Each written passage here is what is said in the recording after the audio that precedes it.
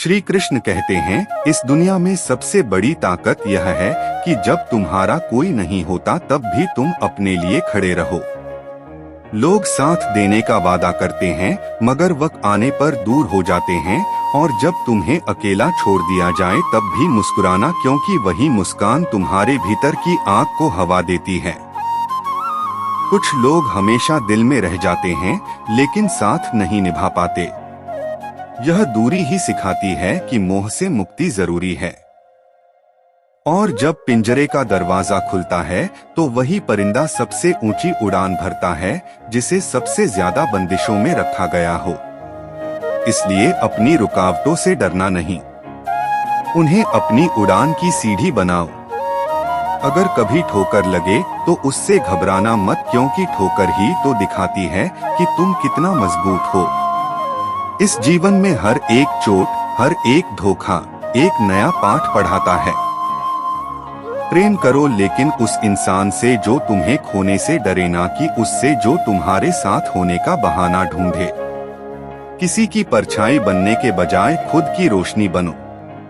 कोई कितना भी ऊंचा क्यों ना हो, किसी के पीछे आंख मूंद कर मत चलो, क्योंकि जब रास्ता तुम्हारा नहीं तो मंजिल भी तुम्हारी नहीं हो सकती। जब लोग तुम्हारे खिलाफ बोले, तुम्हारे चरित्र पर सवाल उठाएं तो चुप रहो, क्योंकि हर जवाब शब्दों से नहीं दिया जाता। कुछ जवाब खामोशी से ही दिए जाते हैं, और खामोशी वही रख सकता है जो भीतर से शांत हो, मजबूत हो। जिसकी नियत साफ हो उसे कोई नीचा नहीं दिखा सकता।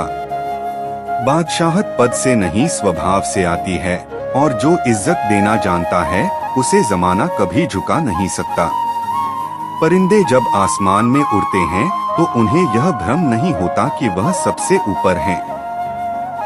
उन्हें पता होता है कि ऊपर केवल उड़ान है, ठिकाना नहीं। यह जानना ही विनम्रता है। जीत और हार सिर्फ सामाजिक शब्द हैं। असली सवाल यह है कि क्या तुम हर टूटने के बाद उठे? क्या तुमने हर बार खुद को दोबारा खड़ा किया? यही है असली विजय, खुद से, अपने डर से, अपने दुख से। जो भी आया है उसे एक दिन जाना है, तो फिर जीवन में झुकना सीखो, टूटना सीखो, क्योंकि इन्हीं से जुड़ना आता है। और जब तुम टूटकर भी मुस्कुरा सको तब समझ लेना कि तुम अब पहले जैसे नहीं रहे, अब तुम ताकत बन चुके हो। श्री कृष्ण कहते हैं, हे अर्जुन, मनुष्य अपने कर्मों से पहचाना जाता है, ना कि केवल अपनी बातों से। अच्छी बातें तो दीवारों पर भी लिखी होती हैं, परंतु उन्हें अपनाने वाला ही वास्तव में श्रेष्ठ होता है। जो व्यक्ति तेरे जीवन में नमक की तरह ज्ञान और अनुभव का रस घोलता है, वही तेरा सच्चा मित्र है। इतिहास साक्षी है कि आज तक नमक में कीड़े नहीं पड़े, और सच्चे ज्ञान की चमक भी कभी फीकी नहीं होती।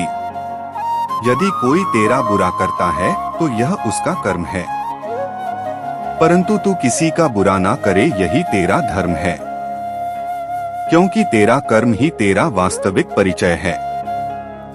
और जो धर्म के मार्ग पर चलता है वही सच्ची शांति को प्राप्त करता है। बुरे समय में जो एक सच्चा हाथ तेरे कंधे पर रखा जाता है, वह सफलता के बाद मिलने वाली हजारों तालियों से अधिक मूल्यवान होता है। इसीलिए संकट के समय तुझे पहचानना होगा कि तेरा सच्चा अपना कौन है। यदि तुझे उपवास ही करना है तो विचारों का करना कि केवल शरीर का। यदि भूखा रहने से भगवान प्रसन्न होते तो संसार में सबसे अधिक आनंदित व्यक्ति गरीब होता। भगवान को केवल हृदय की पवित्रता और कर्म की निष्ठा प्रिय होती है। पुजारी सबको भगवान की महिमा सुनाता है, परंतु स्वयं उसका कितना पालन करता है, यह अधिक महत्वपूर्ण है। इसीलिए तू केवल सुनने वाला मत बन, बल्कि जो सत्य है उसे अपने जीवन में उतार। यदि तू किसी को अपनी सच्चाई दिखा चुका है और वह फिर भी तेरा अनुचित लाभ उठा रहा है, तो यह स्पष्ट संकेत है कि वह तेरी नहीं बल्कि अपने स्वार्थ की चिंता कर रहा है। ऐसे लोगों से दूरी बना लेना ही श्रेष्ठ है। अपना सपना स्वयं बना नहीं तो कोई और तुझे अपने सपने पूरे करने के लिए उपयोग करेगा। जो अपने लक्ष्य स्वयं निर्धारित करते हैं वे ही अपने जीवन के वास्तविक स्वामी बनते हैं। बुद्धत्व कोई बाहरी ज्ञान नहीं बल्कि आंतरिक जागरूकता है। यह केवल बुद्धि की बात नहीं बल्कि आत्मा की शुद्धता और सत्व की अनुभूति है।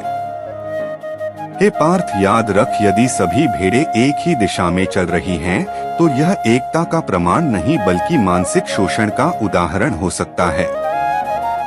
इसलिए तू बिना विवेक के किसी का अनुसरण मत कर। सत्य को पहचान, तर्क को समझ और फिर निर्णय ले। अच्छे कर्म करता रहा, चाहे लोग तेरी सराहना करें या ना करें। जो कर्म सच्चे भाव से किए जाते हैं वे तुझे अंततः परम आनंद की ओर ले जाते हैं। हे अर्जुन, अपने कर्मों को शुद्ध कर, अपने मन को संतुलित रख और सत्य के मार्ग पर अडिग रह। यही तुझे सच्ची सफलता, शांति और ईश्वर की कृपा तक पहुंचाएगा। श्री कृष्ण कहते हैं, इस संसार में अधिकांश लोग सोए रहते हैं परंतु सूरज फिर भी उगता है। इसी प्रकार परिस्थितियां चाहे जैसी भी हो, तुम्हें अपने कर्तव्य पथ पर निरंतर चलते रहना है। यदि शेर के पाँव में कांटा लग जाए तो इसका यह अर्थ नहीं कि अब कुत्तों का राज होगा। विपत्ति क्षणिक होती है, परंतु जो अपने सामर्थ्य को पहचानता है वह सदा विजय होता है। जो व्यक्ति बिना सोचे बोलता है और बिना समझे निर्णय लेता है वह अपने ही व्यक्तित्व को कमजोर कर लेता है। कहने से पहले सोचो और सोचने के बाद कहो, यही बुद्धिमत्ता का लक्षण है। खुद पर भरोसा रखो। यह जीवन का केवल एक और पड़ाव है जिसे तुम उसी तरह पार कर लोगे जैसे अब तक के हर संघर्ष से आगे बढ़े हो। भीड़ के पीछे मत चलो, अपने रास्ते स्वयं बनाओ।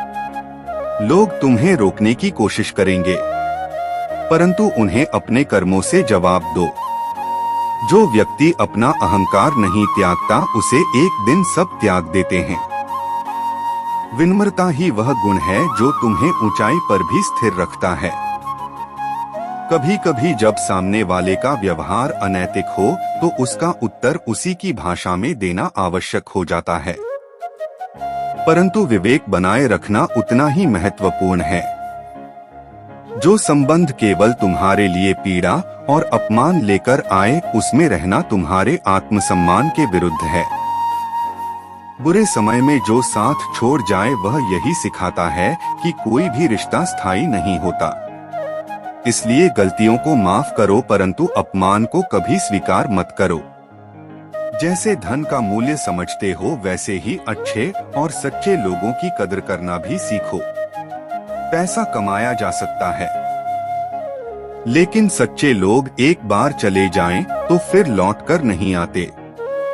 दुश्मनी स्वीकार है लेकिन किसी की गुलामी करना नहीं।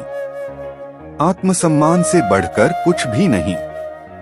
जीवन का सबसे कठिन दौर तब शुरू होता है जब तुम स्वयं को खोजने लगते हो, क्योंकि यही वह समय होता है जब तुम्हें अपनी सच्ची शक्ति और अस्तित्व का बोध होता है। जो भीड़ तुम्हारे चारों ओर खड़ी है उनका तुम्हारे जीवन में कोई ना कोई स्वार्थ अवश्य है। इसलिए सत्य को पहचानो, दिखावे से बचो और अपनी राह स्वयं निर्धारित करो। जो स्वयं पर विश्वास करता है वह किसी और का मोहताज नहीं होता।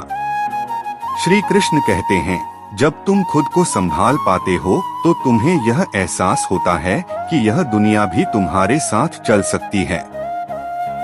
तुम वह नहीं जो कभी टूटकर गिर गए थे, बल्कि तुम वह हो जो हर टूटन से नया बना है। तुम अब वह दीपक बन चुके हो जो खुद जलता है और दूसरों को रोशनी देता है। अब तुम्हारी खामोशी वह शांति बन गई है जो किसी भी तूफान से ज्यादा मजबूत है।